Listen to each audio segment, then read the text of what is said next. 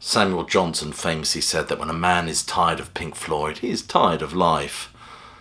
Let's get into it, shall we?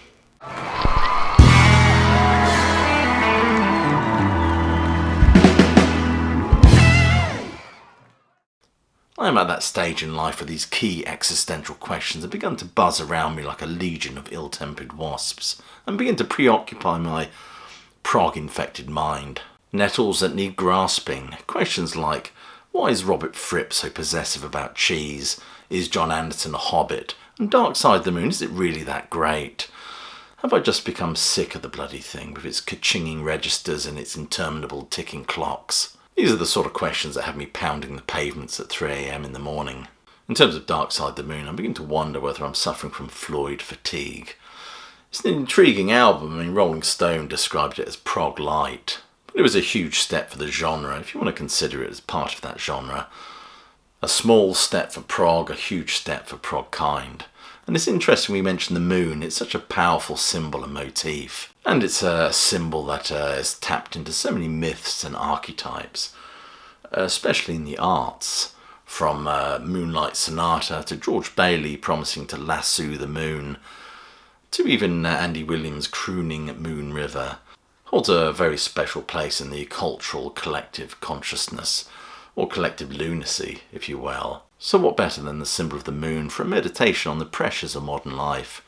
Paul Simon sang on his Hearts and Bones album, if you want to think about the heart, think about the moon before you start. Pink Floyd started with the nursery rhyme sing-song cadences of the Sid era, with an aesthetic firmly rooted in the English Romantic tradition that seemed to occupy a childlike state, with its jarring poetic metres and whimsical references to gnomes and sprites. After Sid, the band explored the darker, more avant-garde soundscaping and became truly spatial, rather than space rock, a term of course that has Roger chewing his own beard off. The band was searching for a direction, and Gilmour's musical grace and orthodoxy helped shape that direction. But the structures and ideas began to become more apparent with Atom Heart Mother, and especially by the time we get to Meddle with that arresting ping of echoes, being a real milestone, of course.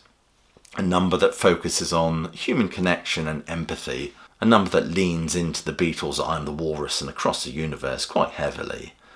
But you know all this stuff already. Interestingly, both Gilmour and Waters have spoken of the stratospheric success of this album as marking the end of Pink Floyd as a band.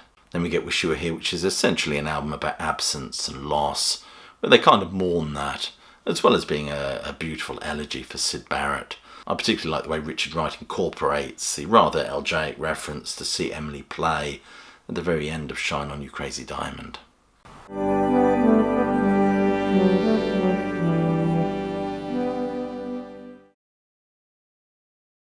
After that, Waters seizes the reins and we get that Orwellian beast fable, which of course is overshadowed by The Wall.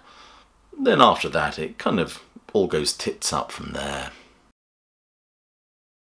So this conceptual masterpiece with its prism sleeve adorning 1,000 t-shirts, Baby Grows bumper stickers and coffee mugs, as well as numerous reissues, like this one for example, my favourite, which is the Immersion set. Why have there been so many reissues and box sets?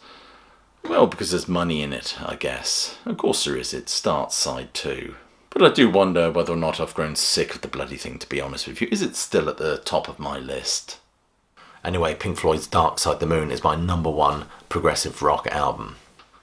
I suppose questions like that is, as Philip Larkin would say, brings the doctors and the men in the long white coats running across the fields.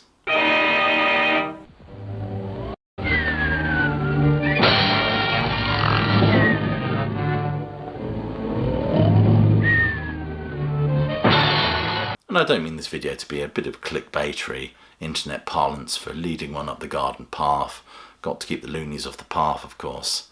I often wonder if the band were aware that they were creating something special, and how structured and measured were the recording sessions. They had a very definite direction when the Dark Side sessions started.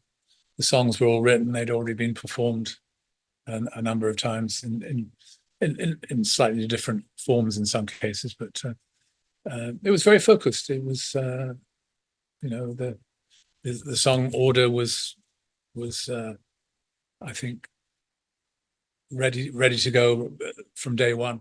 So I haven't listened to this album for a long time. There's probably a good reason for that. So I thought I'd give it another spin to see if I still enjoy this album as much as I ever have.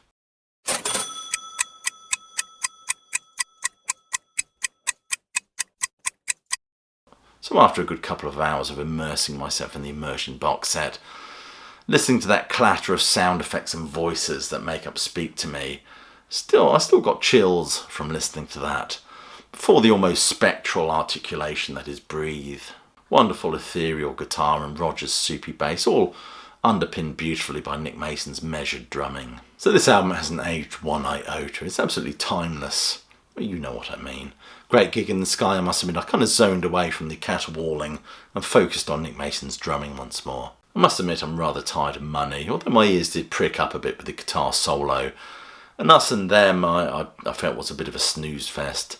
But again, my interest was picked by Any Colour You Like, Brain Damage and Eclipse. So I'd have to admit to there being some fraying there, I think. I really enjoy listening to the 74 live version at Empire Pool. I really enjoyed listening to that. That still sounded fresh to me. In fact, I enjoy that much more than listening to the actual album itself. I must admit I loved this album in its early incarnation, and On the Run was just known as the travel sequence. And A Great Gig in the Sky was the Mortality section, which was just Richard Wright playing the organ, interspersed, of course, with the preaching of Malcolm Muggeridge. So the question of this video, am I sick of listening to Dark Side of the Moon? The answer in my case is just a little bit. But my love for it is constant, as Joni Mitchell would sing, as constant as the Northern Star, or maybe even the moon itself. Anyway, I know you were wondering, and before you ask, I want you to know that I'm still in possession of my marbles. So there you are, that's a short video that touches upon my relationship with Dark Side of the Moon. If you enjoyed this video, please do share it.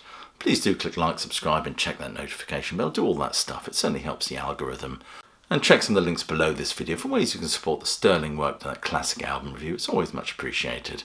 Become a Patreon, why not? There's a fine body of work over there now. We're forming a real classic rock community. Anyway, I'll just leave you with my closing salvo, which is, as you know, hope you're well, staying safe, and of course, you keep listening.